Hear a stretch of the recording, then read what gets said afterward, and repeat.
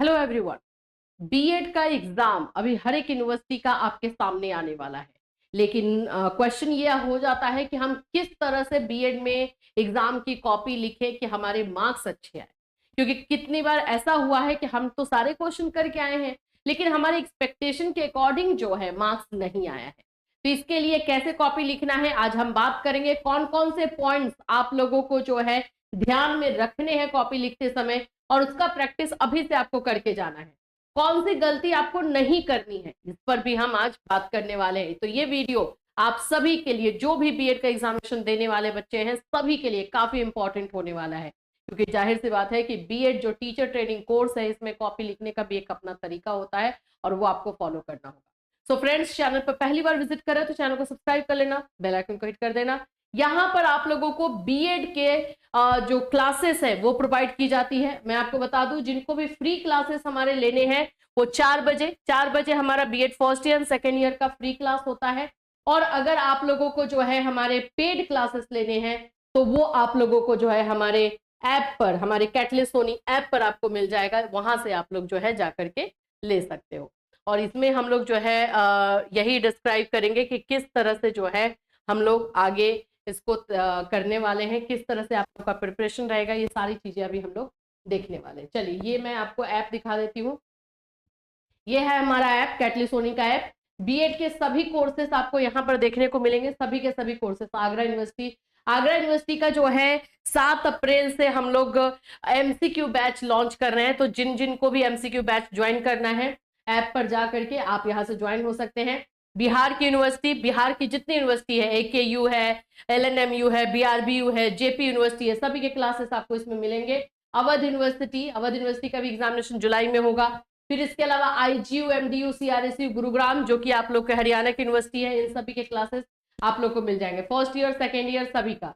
और अगर आपको नोट्स लेना है तो वो भी आपको हमारे ऐप से मिल जाएगा। तो ऐप को डाउनलोड कर लेंगे। जिनको अगर किसी को फ्री पीडीएफ चाहिए तो फ्री पीडीएफ भी यहाँ पर दिया गया है। तो ये सारी चीजें जो है आप हमारे इस ऐप से ले सकते हैं। चलिए, अब हम आ जाते हैं हमारे बीएड एग्जामिनेशन की कॉपी को लिखना कैसे है। भाई, बहुत सारी चीजें इसमें होती हैं जिसको आपको ध्यान में रखना होगा। छोटी छोटी सी चीजें हैं, लेकिन ध्यान में तो रखोगे तभी जाकर के ये काम कर पाओगे। क्योंकि मैं आपको बता दूं कि पॉइंट्स जो है एक एक करके आप लोगों को मैं भी दिखाती हूँ और मैं आपको बता देती हूँ। सबसे पहली चीज है कि जब कॉपी आप लिख रहे हो, ठीक है, जब आपको कॉपी लिखना है तो आपको इस बात का ध्यान रखना है कि आपका जो क्वेश्चन पेपर है वो फॉर्मेट उसका क्या है। ये तो पहले से पता होगा क्योंकि पीवाईक्यू देख करके जा रहे हो।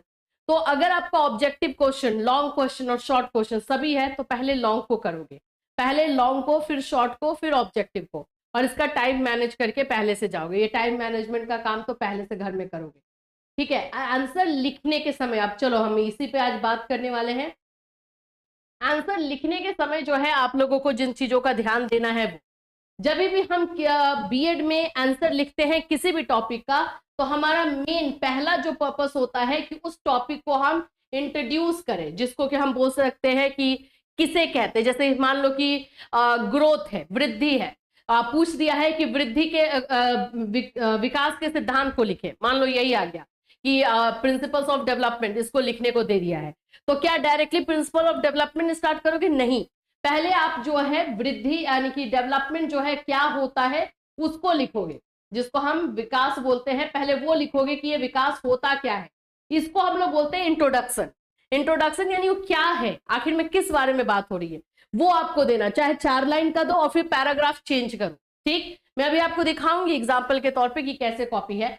फिर उसके बाद मेन कंटेंट, यानी कि अब आप लोगों का जो है आ जाते हैं कि वैसे चीजें जो उसमें पूछा गया, जो प्रिंसिपल पूछा गया कि विकास का जो है सिद्धांत क्या है, तो अब वहां से लिखोगे विकास के सिद्धांत निम्नलिखित है।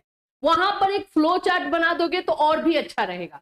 फ्लो चार्ट से भी रिलेटेड हम बात करेंगे अभी। फ्लो चार्ट बना दोगे और उसके बाद एक्सप्लेनेशन स्टार्ट करोगे, जिसको हम लोग बोलते हैं मेन कंटेंट।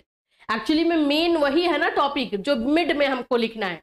स्टार्टिंग हम इंट्रोडक्शन से करते हैं और जो क्वेश्चन पूछा है वो हम एक फ्लो चार्ट के बाद अगर बनाते हैं तो हमारा जो है, आप बोल सकते हो कि आपके आंसर का एक इम्पैक्ट अलग से बन जाता है। और उसमें अगर कोई डेट आ रहा है, ठीक है, किसी का नाम आ रहा है, तो उसको अंडरलाइन कर देना है, उसको अंडरलाइन करना है। याद रखना, एग्जाम में आपको ब्लू एंड ब्लैक यही 2 पेन यूज करना है, इसके अलावा कोई नहीं।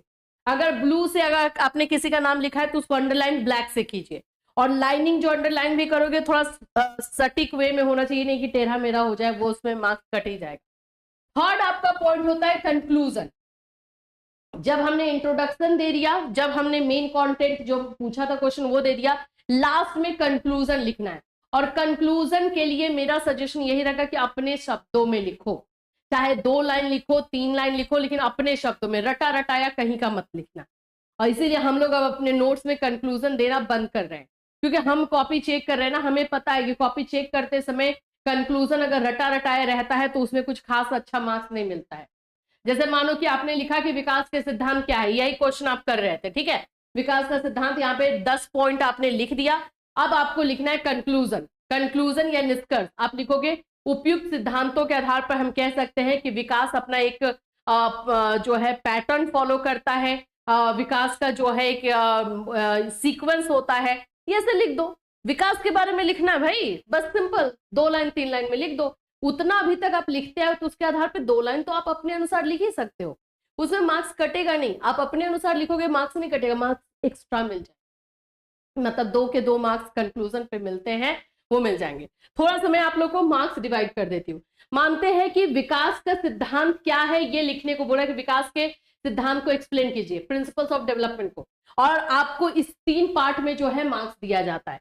ये जो इंट्रोडक्शन वाला पार्ट है, मान लेते हैं ये क्वेश्चन 16 मार्क्स का आया है, ठीक है, 16 मार्क्स का ये क्वेश्चन आपको दे दिया है कि विकास के सिद्धांत को लिखो। तो हम विकास का सिद्धांत डायरेक्ट स्टार्ट नहीं करेंगे, विकास पहले क्या होता है हम वो लिखेंगे, वो आपका इंट्रोडक्शन हो गया।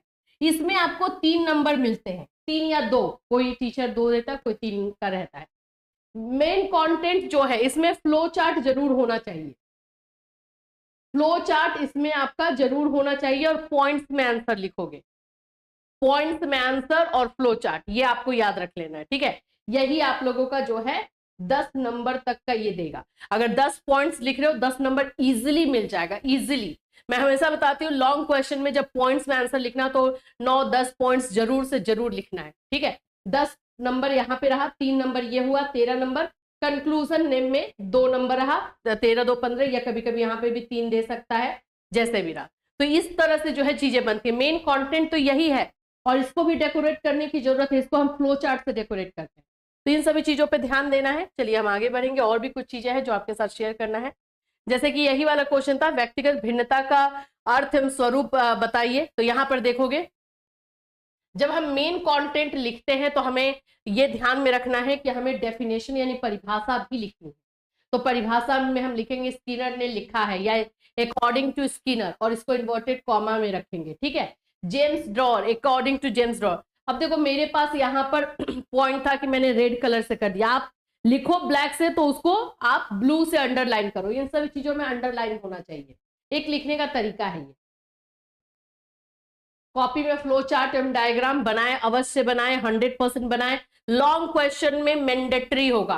कंक्लूजन, फ्लो चार्ट, ये लॉन्ग क्वेश्चन में होना ही चाहिए, ये एकदम दिमाग रख लो। शॉर्ट क्वेश्चन में चाहो तो बनाओ, नहीं तो छोड़ दो। इस तरह का फ्लो चार्ट बना सकते हो, ये टेबल वाला फ्लो चार्ट है। जैसे स्कूल बेस्ड असेसमेंट है तो यहाँ पे एकेडमिक हो जाता है, एक नॉन एकेडमिक होता है, इसको हमने किया। अब जैसे आपका सिद्धांत ही था तो यहाँ पे लिखोगे विकास के सिद्धांत, प्रिंसिपल्स ऑफ डेवलपमेंट। अब 4 5 6 जितना भी इसमें आता है वो लिख दीजिए बॉक्स बना करके, सिंपल।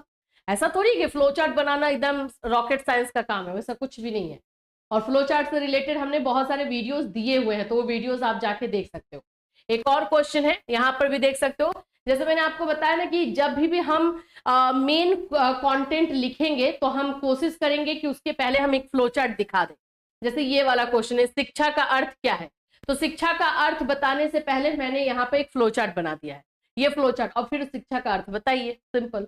तो फ्लो चार्ट आपका जो है ऐसे मैं बताऊं तो सेकेंड पेज में तो आ ही जाना चाहिए, ताकि फर्स्ट पेज में अगर आपने कोई मिस्टेक किया है तो सेकेंड पेज में वो कवर हो जाए। ये नियम होता है, ये रूल होता है।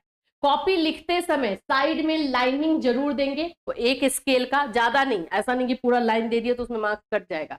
एक स्केल का लाइनिंग इधर से जरूर देंगे, और इधर से नहीं भी देंगे तो चलेगा, थोड़ा सा छोड़ देना, मार्क्स देने के लिए रखा जाता है। लेकिन कुछ बच्चे जब मैं बोलती हूँ तो वो पूरा अच्छा से इधर भी आधा पेज छोड़ दिए, इधर भी आधा पेज छोड़ दिए, बीच में बचा इतना सा और लिखने लगे तो उनका पेज ज्यादा हो जाएगा।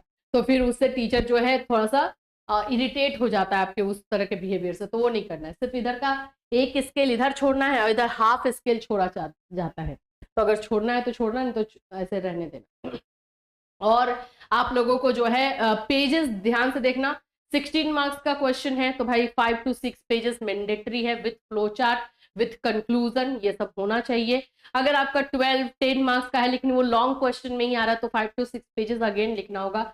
शॉर्ट क्वेश्चन के लिए 4 पेजेस तक जा सकते हो, 3 to 4 पेजेस। अगर 4 नंबर वाला क्वेश्चन शॉर्ट में है तो 3 पेज भी आपका काफी रहेगा, क्योंकि कहीं कहीं पे शॉर्ट क्वेश्चन भी 8 नंबर का है, जैसे अवध यूनिवर्सिटी में 8 नंबर का है शॉर्ट क्वेश्चन, तो वहां पे भी आपको 4 पेज लिखना ही होगा।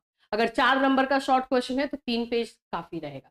तो ये सारी चीजों को फॉलो करो, देखो कैसे मार्क्स नहीं आता है। वैसे तो अब हमारे जितने भी बच्चे हैं, चाहे बैच से हमारे जुड़े हुए हो, चाहे हमारे 4 बजे के फ्री क्लास से जुड़े हुए, परसेंटेज अच्छा खासा ला रहे हो। सो मुझे भी अच्छा लग रहा है कि चलो हमारा ये जो मेहनत है, ये सारा चीज जो है रंग ला रहा है, आप लोगों के थ्रू आप लोगों को मार्क्स मिल रहा है। तो इन चीजों को आपको भी फॉलो करना है, जो न्यू स्टूडेंट्स हमारे साथ जुड़ रहे हैं उनको भी ये सारी चीजों को ध्यान में रखना है। ठीक है, फिर मिलूंगी, till then take care everyone.